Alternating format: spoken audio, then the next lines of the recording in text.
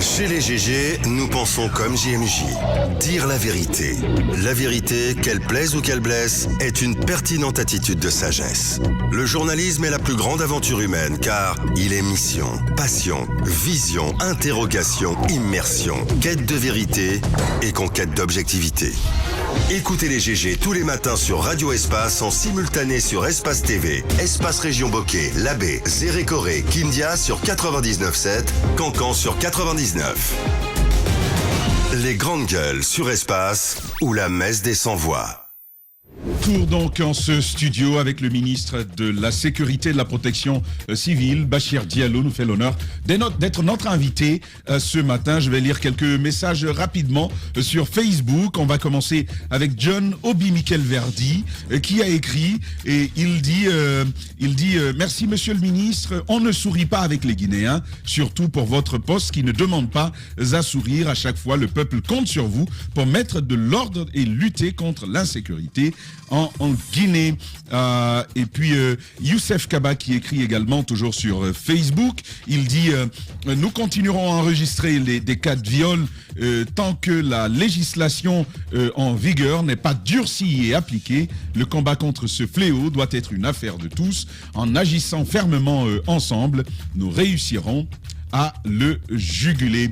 Et puis ça avance, voilà, qui dit je suis une vieille dame, j'ai vu beaucoup de choses dans ma vie, je remercie d'accord pour avoir sauvé le mariage. Enfin, ça c'est des annonces, voilà. Et celui-ci, c'est Ousmane Le Noble Diallo qui nous écrit bonjour Zachary et à toute l'équipe. Cette question de viol est devenue un phénomène récurrent dans la cité. Pour mettre fin à cette pratique ignoble, je suggère aux autorités compétentes en la matière de légaliser la pendaison pour freiner ce phénomène, c'est-à-dire toute personne qui se livre à cet acte subisse une pendaison publique et séquestrée. Ah, j'ai pas compris, une pendaison publique et séquestrée, c'est une réaction à cette émission. Et puis celui-ci, Abdul Karim Mouloba, bonjour Tamba.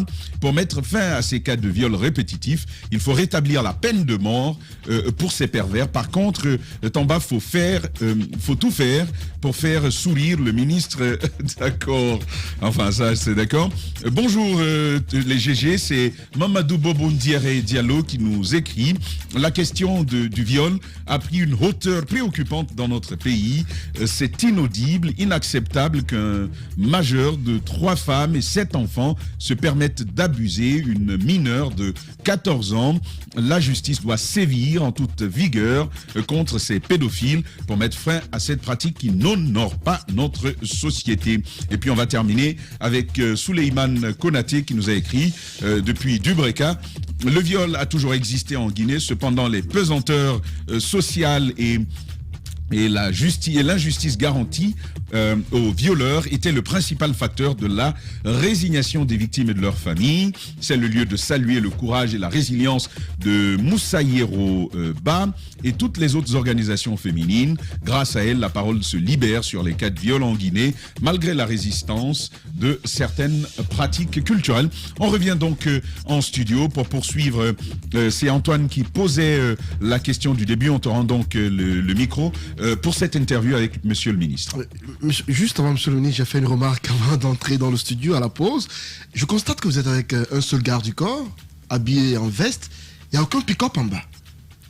Alors que d'habitude, quand on reçoit un ministre dans ce studio, c'est important que c'est vrai.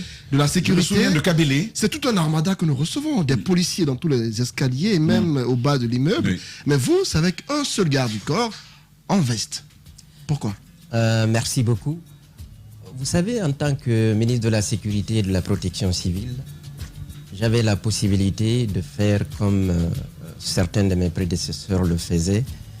Mais je me suis dit, écoutez, c'est à nous qu'il revient d'assurer la sécurité routière. C'est à nous qu'il revient de faciliter que les usagers fassent usage de la route sans difficulté, avec moins d'embouteillages.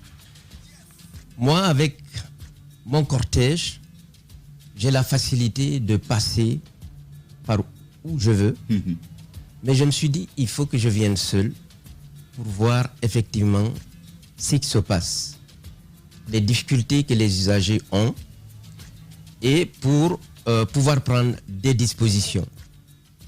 Deuxième élément, je pense qu'il faut rester simple et gouverner par l'exemple. Si on se permet d'abuser de nos pouvoirs en utilisant autant de gardes qu'il n'en faut, ce n'est pas normal. On est dans un régime de transition. La transition vise la refondation de l'État. La refondation de l'État passe par ces gestes qui sont assez significatifs. La refondation de l'État qui passe par ces gestes qui sont assez Je suis bluffé significatifs. sincèrement à ce niveau. Tu vas pas nous faire du Ahmed Kourma ce matin. attends, à ce niveau-là, pour son attitude aussi simpliste, je suis bluffé. D'accord. On va venir sur d'autres questions. Mais parlons de l'état des lieux. Voilà, L'état des on lieux, va vous terminer étiez avec sur ça. la question. Qu'est-ce que vous avez trouvé sur le terrain à votre arrivée? Vous aviez commencé... Vous disiez que vous n'allez pas dire qu'il n'y avait rien, mais c'était presque cela, ce que vous dites. Ok. Vous savez, lorsque vous venez à la tête d'un département, le premier jour, vous devez trouver des dossiers sur votre table. Les dossiers les plus brûlants et l'ensemble des textes qui gouvernent votre département. Justement, je n'ai pas trouvé cela. J'ai eu l'impression que l'on venait de créer le département de la sécurité et de la protection civile. Wow. Monsieur le ministre, quand C'est même, fort ce que vous dites. celui qui vous a précédé, Damantin Albert, on sait que c'est un fin technicien, c'est un ministre, c'est un cadre compétent que nous connaissons. Vous voulez nous dire que vos prédécesseurs n'ont pas pris la peine de prendre des dispositions afin que le département soit muni de tout ce qu'il faut comme structuration? Le ministre Damantin n'était plus là. Le département était géré par le secrétaire général et qui assumait les fonctions de ministre par intérim. Mais même s'il n'était pas là, quand même, les documents, les textes qui gèrent, Qui réglementent le fonctionnement du département devraient exister, même si peut-être qu'on ne les a pas déposés à votre table, mais expliquez-nous. Les a-t-on fait disparaître? Les a-t-on fait disparaître? Qu'est-ce qui s'est passé Moussaïro, moi je parle même plus des dossiers brûlants, comme vous dites. Monsieur le ministre, il y a des dossiers en instance. D'ailleurs.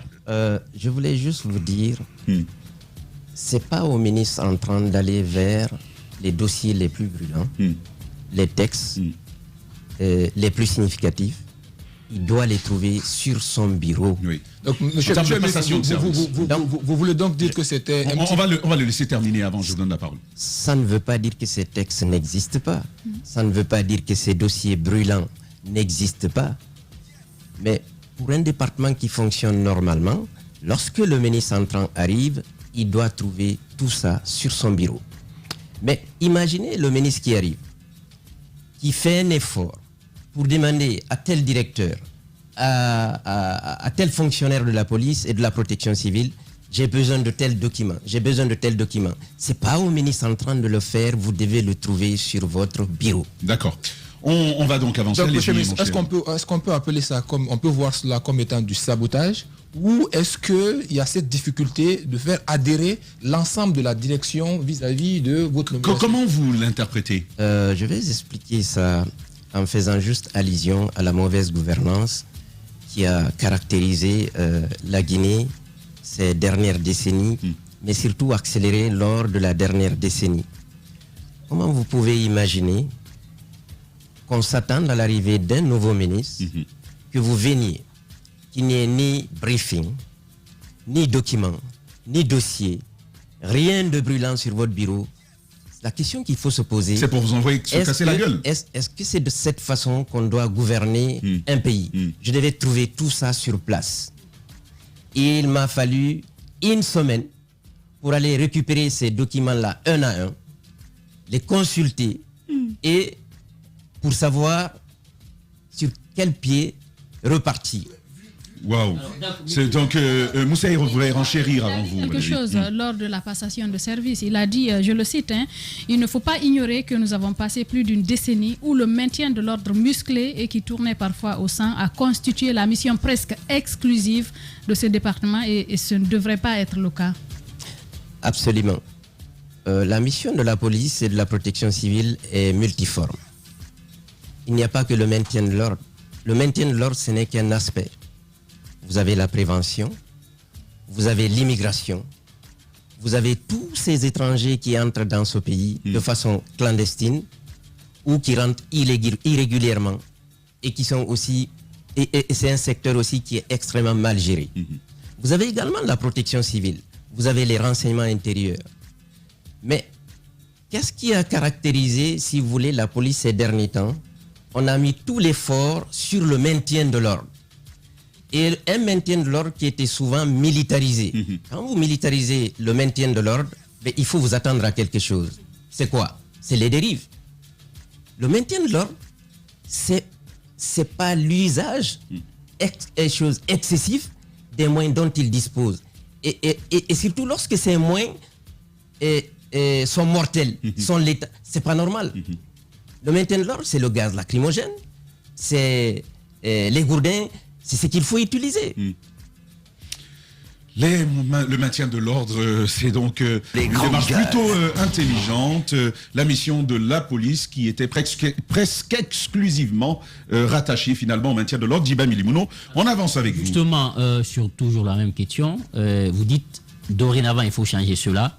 Et qu'est-ce qui va se passer prochainement? Puisque c'était un bain de sang, c'était des cas de mort malheureusement, parfois aussi dans les deux cas. Qu'est-ce qu'il faut faire aujourd'hui lorsqu'il y a manifestation, puisque c'est un droit constitutionnel? On ne le souhaite pas. Aujourd'hui, le pays est en train de prendre de l'ascension à tous les niveaux. Maintenant que des citoyens, à un moment, expriment le besoin peut-être de manifester par rapport à une situation, quelle va être la posture dorénavant de la police sur la question? Maintenant, l'autre question, c'est, je reviens sur le diagnostic. Quand vous êtes venu, c'était un diagnostic organisationnel, sur le plan humain, sur le plan financier. Qu'est-ce que vous avez constaté sur le terrain? Il faut rappeler que la police et la protection civile étaient déjà en réforme. Ça remonte de 2010. Il y a un diagnostic qui a été posé. Un rapport a été établi à l'issue de ce diagnostic. Et dans ce rapport a accouché, si vous voulez, une stratégie nationale d'action prioritaire. Donc, il a défini des actions prioritaires à mener avec des axes d'intervention. Cette réforme a continué, mais le risque avec cette réforme, c'était quoi? Qu'il y ait une mauvaise volonté politique, qu'il y ait une instabilité institutionnelle et qu'il y ait une mauvaise appropriation des recommandations. Et l'ensemble de tout ce que j'ai dit là, c'est conjugué et a freiné justement cette réforme. Nous, on arrive dans ce contexte. Donc, lorsqu'on est arrivé, qu'est-ce qu'il fallait faire? On n'avait pas besoin forcément de faire un diagnostic de toute la police et la protection civile. Il fallait juste faire un diagnostic de la mise en œuvre. Donc, après un rapide diagnostic, une sorte d'évaluation de cette mise en œuvre, on a essayé d'élaborer un plan d'action avec des axes majeurs d'intervention et des actions à mener sur chacun de ces axes. Mais ce plan d'action, il ne suffit pas. Il fallait tout de suite mener des actions. C'est-à-dire des actions qui ont un impact sur les utilisateurs des services de la police, notamment la population. C'est la circulation routière, l'arnaque au niveau de la circulation routière, et les difficultés que les gens ont pour l'acquisition des documents de voyage et l'arnaque dans les commissariats. D'accord. Donc, ça, c'est des chantiers que nous avons déjà lancés. Donc, ce sont vos priorités après ce travail de diagnostic? C'est-à-dire, c'est des actions qu'il faut mener parallèlement au plan d'action. D'accord. Et c'est pour cela que vous avez vu, on a fait un effort considérable pour réduire les embouteillages, parce que la police routière à elle seule n'était plus en mesure d'assurer la sécurité routière. Donc, il fallait partir chercher la ressource là où elle est. La ressource, c'était où? C'est au niveau des CMIS. Les CMIS dont la mission essentielle, c'est le maintien de l'ordre. Mais le statut et les règlements me permettent, en tant que ministre de la Sécurité et de la Protection civile, d'en faire usage. D'accord. Donc on est allé, on les a cherchés. On les a amenés en complément avec la sécurité routière. C'est ce qui justifie que vous voyez un nombre important de policiers dans la circulation. Dans la préparation, vous nous appreniez qu'il y avait 800 éléments d'éléments de police routière. Exact. Et vous en avez rajouté d'autres. Combien sont ceux qui sont venus en appoint? Il y a eu un appoint de 400. 400 autres. Voilà. Donc ils sont à 1200 aujourd'hui. Voilà, ils sont à 1200. Mais ça passe à la solution définitive. Ça, c'est juste pour régler cette question, si vous voulez, de façon ponctuelle. Vous savez, l'embouteillage, pour régler le problème d'embouteillage à Conakry, vous avez plusieurs ministères impliqués. Donc, c'est intersectoriel. Vous avez le ministère des Transports. Vous avez le ministère des Transports et des Travaux publics. Nous sommes dans un pays où il n'y a presque pas de panneaux de signalisation. Il n'y a pas de feu. Donc, il faut tout faire avec la police routière. 2, il faut aussi que les citoyens comprennent que pour faire usage de la route, ils ne sont pas tout permis. C'est notamment, vous voyez un citoyen qui vient, qui s'estime être plus pressé que les autres, immédiatement on crée artificiellement une deuxième file là où il faut une seule file, une troisième ou une quatrième file là où il n'en faut que 2. Mais donc, c'est multisectoriel. Donc, c'est l'ensemble de tous ces éléments qu'il faut mettre en œuvre pour régler le problème de circulation à Conakry. D'accord. Allez-y, Maf, nous sommes avec le ministre de la Sécurité et de la Protection civile. Alors, c'est vrai que quand on parle de police, on l'assimile facilement ou bien on clôt ça seulement aux manifestations, à la gestion des manifestations ou à la régulation de la circulation. Mais vous qui êtes venu, vous êtes un ministre de la Transition, on sait que c'est pour une période bien déterminée. De façon très brève, quelles seront vos priorités à part la gestion dans la circulation ou encore ces manifestations, sur quel autre secteur on pourrait vous voir pendant cette transition? Vous évoquiez le passeport tout à l'heure, ou les pièces de voyage. Ok. Avant de revenir au passeport, vous savez, à la police, il y a un problème de ressources humaines. Il y a un problème d'application des textes et règlements. Donc, dans un premier temps, il faut amener la police à respecter les textes et règlements qui régissent la police. C'est ce qui éviterait demain qu'un policier utilise son arme pour, si vous voulez, l'employer dans un cadre où il ne doit pas l'employer, notamment dans le cadre du maintien de l'ordre. Donc, l'amélioration du cadre juridique et légal, c'est un élément qui est extrêmement important et qui constitue non seulement la priorité de mon département, mais c'est aussi une priorité du Premier ministre et du Président de la République. Maintenant, pour revenir au passeport, initialement, il fallait juste s'enrôler sur un seul centre. C'est là où l'enrôlement se fait et c'est là où l'impression des passeports également se fait. Qu'est-ce qu'il fallait faire? Il fallait juste respecter les textes de la Convention qui disaient qu'il fallait décentraliser l'acquisition, l'établissement et l'acquisition des passeports. Il se trouve que ces conventions, les dispositions contenues dans cette convention n'ont pas été respectées. Par l'opérateur? Par l'opérateur, bien sûr. Donc, qu'est-ce que nous faisons aujourd'hui? Nous sommes en train de décentraliser comment on appelle ça, les documents, l'acquisition des documents de voyage, notamment les passeports, sur d'autres centres. Il y a un centre qui est déjà opérationnel, c'est celui de Nongo. Il y a un centre qui va être opérationnel la semaine prochaine, c'est à Matoto. Et il y a également un autre centre qui va être opérationnel, c'est à Matam. Donc, lorsque tous ces centres-là vont être opérationnels, au ministère de la Sécurité et de la Protection civile, il n'y aura que l'impression des passeports. D'accord. Donc, la foire que vous voyez à l'intérieur du ministère de la Sécurité et de la Protection va cesser en arrivant à... D'accord. Monsieur le ministre, justement sur la question, parce que je suis allé pour ma carte d'identité au niveau du commissariat central de police de Nongo. Ils font un travail remarquable. Ça, de passage, je vous tire un chapeau. Mais il y a un problème, voilà, c'est pas lié à eux, mais c'est la nature des choses, c'est l'électricité. Lorsque le courant part, j'ai constaté qu'ils n'ont pas de groupe électrogène.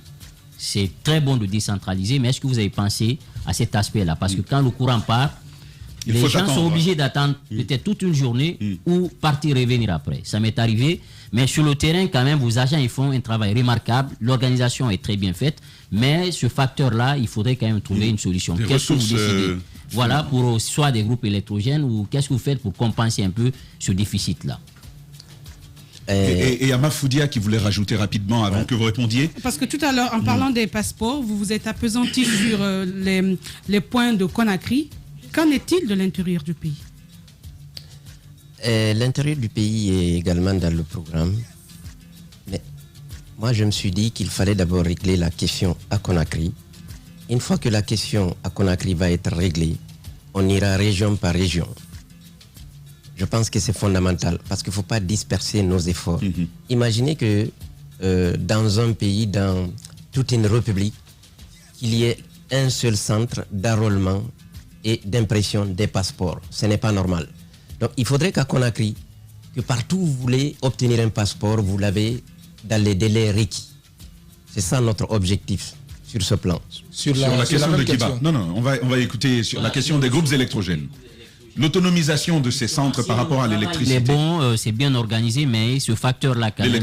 L'électricité. Et il n'appartient pas au ministère de la Sécurité et de la Protection civile dans les conventions de mettre un groupe électrogène en place. D'accord. C'est pour cela qu'on a convoqué notre partenaire pour lui dire, est-ce que vous avez de l'électricité pour que votre travail ne soit pas entravé par une coupure d'électricité?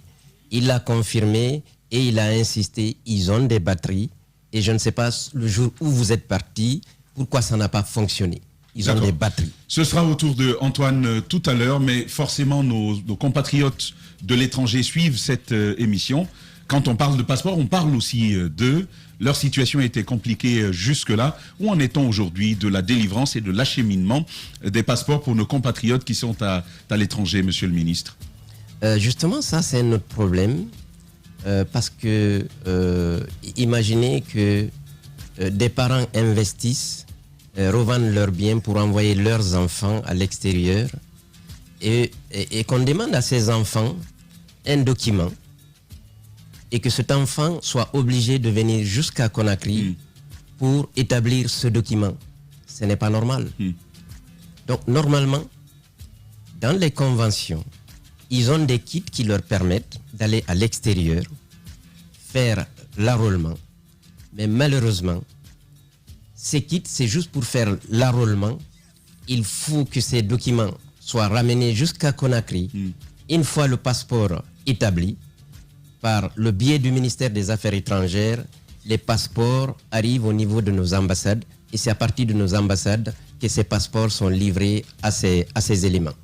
Donc ici également, on a appelé notre partenaire pour lui dire, écoutez messieurs, ce n'est pas normal que les gens ne fassent que l'enrôlement et que les gens ne soient pas en mesure d'avoir leur passeport là-bas comme cela se ferait ici à Conakry. Donc également là, on est en train d'aller vers ça. Et il y a des pays comme par exemple le Canada où j'étais, jusqu'à présent, rien. J'ai vu des étudiants là-bas et qui ont failli perdre leur statut parce que tout simplement ils n'ont pas de documents. Donc là, très prochainement, on enverra une mission au Canada. J'ai appelé les éléments de la DCPAF pour me dire la faisabilité justement de cela. D'accord. Sur la même question des passeports, je voulais enchaîner là-dessus, monsieur le ministre. Aujourd'hui, le problème ne se situerait pas forcément au niveau de la décentralisation, mais au niveau de l'impression même des passeports. Le plus souvent, on a tendance à dire qu'il n'y a une seule machine qui fonctionne, et donc les machines sont en panne. Oui, il y a des papiers qui manquent. Il y a des papiers qui manquent, etc. Donc ça, c'est justement des facteurs qui font qu'il y a une très grande lenteur. Quel est votre regard à ce niveau et qu'est-ce qui est en train d'être fait? Quelles seront les solutions pour solutionner ça? Les problèmes liés au passeport sont multiformes.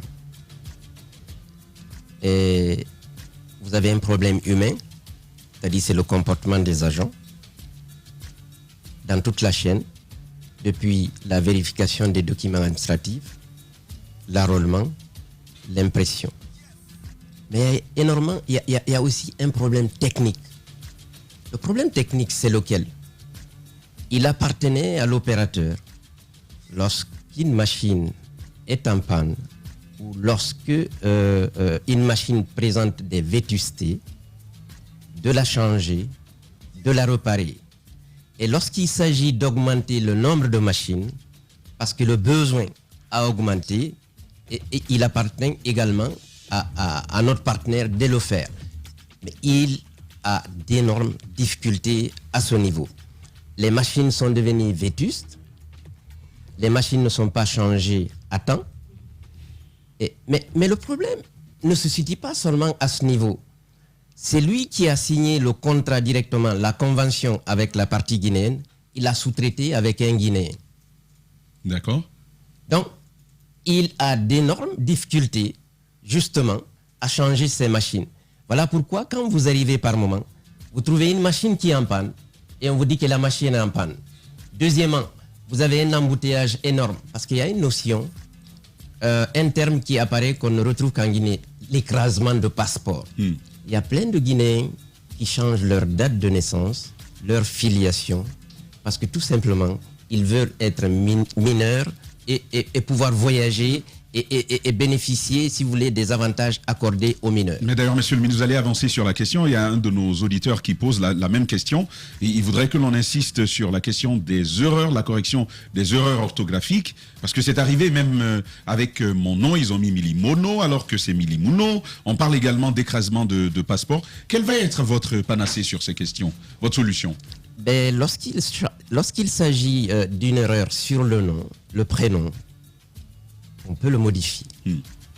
Mais lorsque volontairement vous modifiez votre nom de famille pour un nouveau nom, ou que vous modifiez votre date de naissance pour un objectif qui vous est propre, il est complètement interdit de changer votre passeport initial au profit du nouveau que vous voulez obtenir. Pourquoi? Imaginez, il y a une bonne partie de ces gens dont l'empreinte digitale a été déjà enregistrée ailleurs. Si vous changez le passeport d'un élément qui se situe dans ce cas, il se retrouve dans ce pays-là, quelle va être la crédibilité d'un document guinéen délivré en Guinée? C'est ça le problème. D'accord. Alors, si vous permettez, s'il vous plaît, on va avancer dans ce débat parce qu'il nous reste pratiquement 10 minutes arrachées comme ça à l'autre. Allez-y, Antoine, le feu. Pas le feu. C'est le feu. Vous avez peut-être des questions qui fâchent ce matin. Il faut le dire clairement. Vous n'étiez pas là. On vous a reproché des choses dans vos façons de faire au département depuis votre arrivée. On vous accuse de faire des règlements de compte au département de la sécurité. Il y a eu des actions que vous avez posées qui donnent à réfléchir. Le dernier cas en date, c'est celui de la démolition d'un bâtiment presque flambant neuf que vous avez mis à terre, on ne sait pour quelle raison. L'autre question, c'est le limogeage de quelques-uns de vos directeurs, notamment l'inspecteur général de la police qui a été limogé pour des raisons plus ou moins connues. Il y a un autre acte, récemment, la mine en parlait hier, on parle d'un acte que vous avez posé qui a failli créer un incident diplomatique entre la Guinée et les États-Unis récemment. Dites-nous clairement ce qui se passe. Est-ce que ce qu'on vous porte comme charge est une réalité? Est-ce que monsieur le ministre règle des comptes au département depuis sa venue? Moi, je ne suis pas venu pour régler des comptes au ministère de la Sécurité et de la Protection civile. Et je pense qu'on est dans une transition. Si cette transition n'est pas une transition transformatrice, il ne sert à rien d'être dans cette transition. Moi, c'est dans cette logique que je m'inscris. Et c'est la logique du président de la transition. Vous comprenez?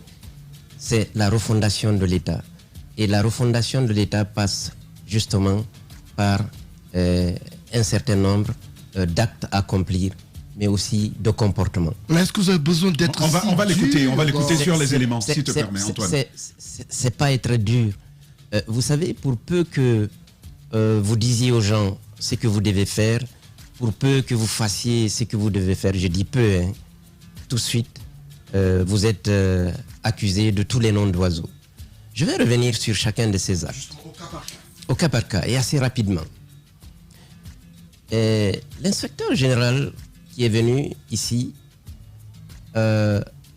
c'était un inspecteur que j'avais mis là-bas provisoirement parce que celui qui était là est allé à la retraite. L'inspecteur général est nommé par décret du président sur proposition du ministre de la Sécurité et de la Protection civile. Mais puisque la nature a horreur du vide, eh bien, j'ai mis des gens là provisoirement par un acte aussi simple et ordinaire qu'une décision, même pas un arrêté. Et puisque les gens sont allés à la retraite, ils avaient des moyens, notamment les véhicules, les talquis. Il fallait que ces moyens soient réintégrés au profit des futurs chefs qui allaient être mis en place. Donc j'ai appelé l'inspecteur général pour lui confier cette mission. Il n'a pas été en mesure d'exécuter cette mission. Je l'ai interpellé à plusieurs reprises. Je l'ai interpellé en conseil de cabinet. Mais il n'a pas été vraiment à la hauteur. Et par rapport à ça... À quel niveau, monsieur le ministre? Parce que j'ai été au ministère de la Sécurité, j'ai vu les véhicules qui ont été récupérés. On nous apprend que c'est pour le cas Bafoué. Il y a eu souci, vous lui reprochez d'avoir expressement refusé de récupérer des véhicules offerts par des institutions au général Bafoué. J'ai vu dans la cour du département une vingtaine de véhicules récupérés par cet inspecteur. Parfait, on va l'écouter, allez-y. Si vous portez confiance en moi, je vais juste vous expliquer. Et... je ne l'ai jamais envoyé chez M. Bafoué. Et lorsque M. Bafoué est rentré chez lui avec son véhicule de commandement et que les autres venaient se poser la question de savoir mais pourquoi M. Bafoué est allé avec son véhicule, j'ai dit le statut le lui permet. J'ai dit est-ce que tu as regardé le statut? Il y en a un qui m'a demandé c'est quoi le statut. Donc j'ai pris la décision de ramener tous les véhicules. Lorsque j'aurai l'ensemble des véhicules, les véhicules vont retourner aux ayants droit. Et lorsque j'ai eu tous les véhicules, le véhicule de M. Bafoué lui a été retourné. Le jour certainement que vous êtes venu là-bas, c'était les premiers véhicules intégrés. Mais qu'est-ce qui aurait coûté à cet inspecteur de venir faire le compte-rendu? Qu'est-ce qui aurait coûté à l'inspecteur pour venir me dire j'ai des difficultés? Je l'ai interpellé 2 fois, 3 fois en tant que ministre de la Sécurité et de la Protection civile. Ben, je ne l'ai pas vu. En conseil de cabinet, je ne l'ai pas vu. C'est quand j'ai dit qu'il n'est pas en mesure de faire la mission que je l'ai confiée. Je vais mettre quelqu'un d'autre à sa place. C'est en ce moment qu'il est venu à mon bureau avec une liste incomplète. Et moi, j'ai pris mes responsabilités. J'ai mis quelqu'un d'autre à sa place et qui a fait la mission le plus rapidement que possible. Aujourd'hui, tous les véhicules ont été restitués. Maintenant, je vais revenir sur un aspect. L'inspecteur, je pense qu'il ne connaît pas les dispositions du statut. Il y a une disposition du statut qui l'empêche, qui l'interdit d'aller voir les médias et d'aller voir qui que ce soit. Non, allez-y.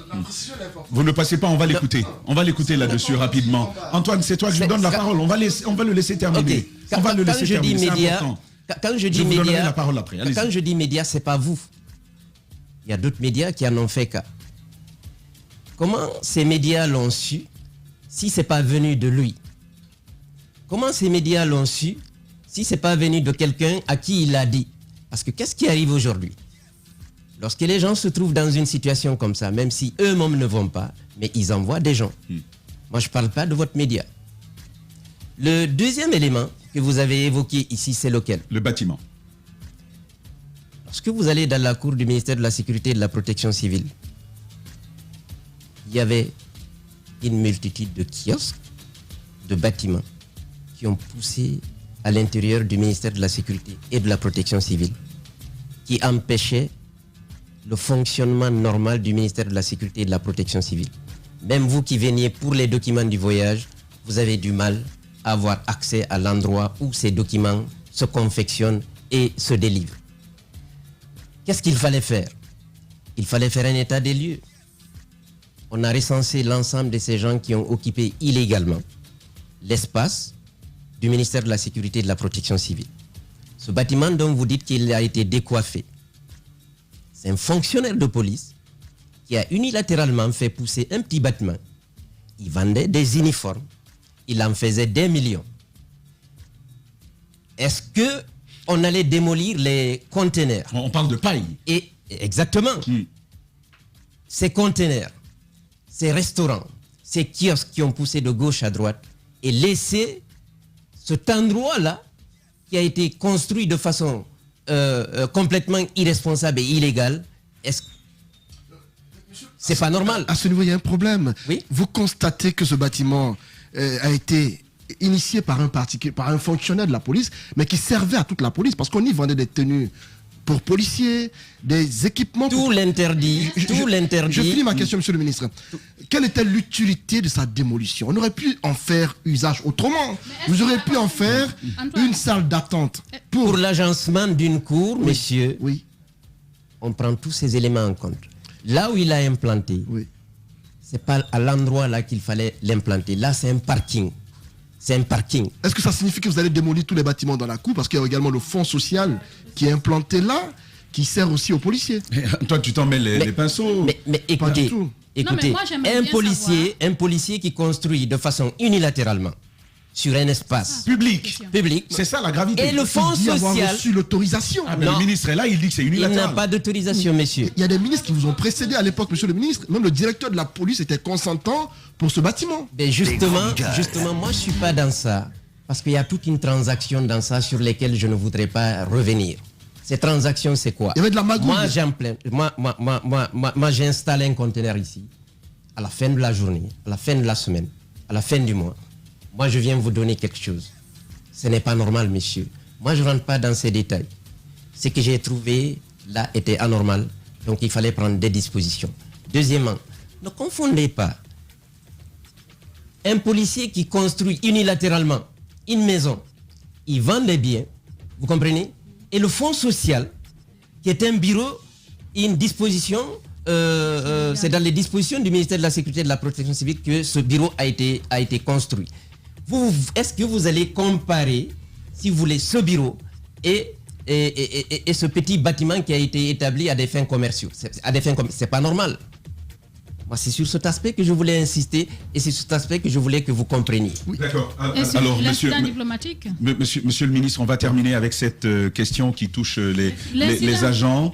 D'accord, allez-y alors. On va terminer alors Il y a avec une ça. question qui est extrêmement importante. Vous avez soulevé ici incidence diplomatique. Je ne sais D'accord. pas c'est Oui. quoi l'incidence Avec diplomatique. les États-Unis. C'est on- Antoine qui posait la question. Oui, on a eu cette information. Vous avez eu des échanges assez musclés avec le représentant des États-Unis, Quel représentant? l'un des représentants, au sujet de la convention sur la loi, sur une convention antiterroriste qui lie la Guinée aux États-Unis. Il y a eu des soucis sérieux, monsieur le ministre. J'insiste là-dessus. Pas du tout. Il y a eu un souci assez sérieux. À l'avenir, moi je vous dirais, venez vers les personnes intéressées. Je vais vous expliquer. Oui. Les États-Unis ont un agent de renseignement ici. Cet agent de renseignement, les Américains, ils ont un intérêt. Vous avez Wagner au Mali, vous avez le terrorisme, le djihadisme. Le djihadisme a un prolongement international. Et ça constitue une menace pour les États-Unis. Wagner, c'est pareil. Il a un objectif. C'est pour cela qu'on l'a amené ici. Donc, il travaille avec nos services de renseignement. Qu'est-ce qui arrive? C'est cet agent de renseignement qui donne directement les ordres au premier responsable des renseignements du ministère de la Sécurité et de la Protection civile D'accord. pour aller le long des frontières pour une mission. Dans ce cadre, lorsque le directeur des renseignements intérieurs m'a dit qu'il allait au Mali et que c'est l'agent de renseignement américain qui l'envoie, parallèlement à une mission que je l'avais confiée dans cette zone et à Gawal, j'ai dit ok, j'ai dit faites-moi venir l'agent de renseignement. D'accord. Je lui ai demandé quel est le cadre qui vous permet de donner directement des instructions au premier responsable des renseignements du ministère de la Sécurité et de la Protection civile. J'ai dit, est-ce que vous avez un acte? Est-ce que vous avez des accords? Est-ce que vous avez un mémorandum? Est-ce que c'est juste une entente? Il n'en avait pas. J'ai dit, si vous n'en avez pas, on va établir une convention. Et c'est cette convention qui servira de cadre entre vous et nous. Deuxièmement, vous n'avez pas d'ordre à lui donner pour des trucs comme ça. Vous passez par le ministère de la Sécurité et de la Protection civile. Si c'est un intérêt partagé, eh bien, on décidera comment on va le faire. L'agent se croyait supérieur même au ministre de la Sécurité et de la Protection civile. Est-ce qu'on peut aller jusqu'à nous banaliser et qu'un simple agent donne, allez-y. Non, c'est fini là. Donne des instructions à ce dernier et vienne voir le ministre et se permettre d'adopter un comportement anormal? Ce n'est pas normal. Moi, je ne rentre pas dans les détails plus que ça. Voilà exactement ce qui s'est passé. C'est ce qui fait qu'ils sont mieux informés que nous-mêmes sur ce qui se passe ici. Il faut arrêter ces pratiques. Monsieur le ministre, un dernier mot aux Guinéens par rapport à votre mission. Un dernier mot, nous arrivons malheureusement à la fin. Nous devons rendre l'antenne maintenant. Les gars, vous me laissez terminer, s'il vous plaît. On est à la fin, là. On n'a plus le temps. Monsieur le ministre, allez-y, un dernier mot. Ah oui, c'est vrai. Les biens de l'État. Vous terminez là-dessus. Terminez là-dessus. Qu'est-ce qui va être fait pour changer la donne? Parce qu'ici, on a constaté qu'il a fallu qu'il fasse appel au CMIS. Qu'est-ce qu'il faut faire? Est-ce qu'il y a besoin de recrutement? Par rapport à cela, qu'est-ce qu'il sera question? De quoi sera-t-il question? Voilà, vous allez donc aller avec les biens de l'État. Parce que malheureusement, il faut que je rende l'antenne. J'ai des problèmes déjà. Écoutez, il y a tellement à dire. Je pense que ce serait nécessaire que je revienne ici pour qu'on parle au Guinée. On va revenir sur cet acte extrêmement important du président de la transition. C'est une volonté du président de la transition de récupérer tous les biens de l'État, ou du moins les biens essentiels de l'État qui ont été accaparés par les uns et les autres durant ces dernières décennies. Et c'est par rapport à ça qu'il a sorti un décret. Il m'a fait l'honneur et le plaisir d'en être le premier président. Hier, on a tenu la première rencontre. On a dégagé le cadre juridique et stratégique dans lequel on va intervenir, et les actions à mener.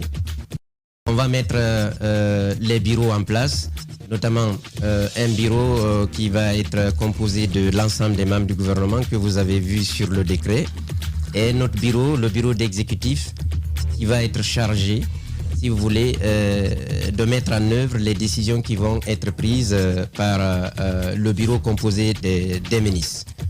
Donc, cette volonté si chère au chef de l'État a été confiée donc à ce panel de ministres dont je suis le président.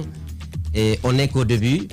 Et nous, on pense que, imaginez que la cité chemin de fer, la résidence 2000, qui sont tous des biens de l'État, ne soient pas gérés de façon efficiente. Il y a combien de départements qui sont en location?